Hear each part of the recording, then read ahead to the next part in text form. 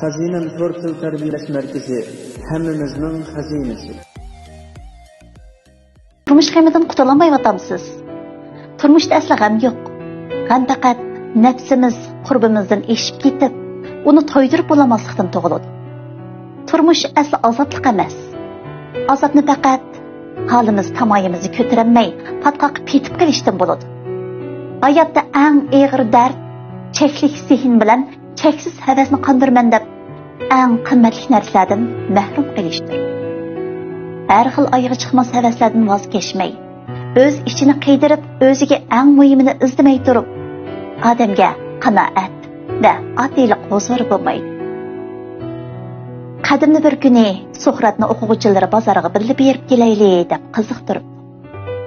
Bozorda behchiq narsalar bor, yoqimli muzikalar, qiziq o'yinlar, chiroyli mollar, yana nurg'un yangiliklar bor. Nima desangiz shu tepiladi. Barsangiz chuqur mo'l usul bilan qaytisiz deyishibdi.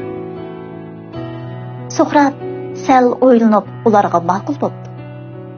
Atsi u sinfga kirishiga bolalar darhol uningga o'lishyapti va bozorda nimalarga erishganligini bas-basda so'rashibdi.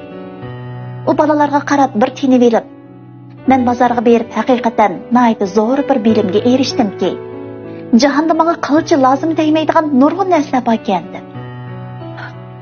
Yukingiz og'ir bo'lsa, g'amingizmi ko'p bo'ladi.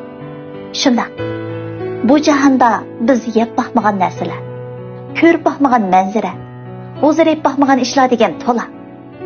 Ammo turmushning mohiyati texmi ustun moddiy havaslarni qo'g'ilish emas, balki hozirdan hozir tepish va ko'z oldidagini qadrlashdir.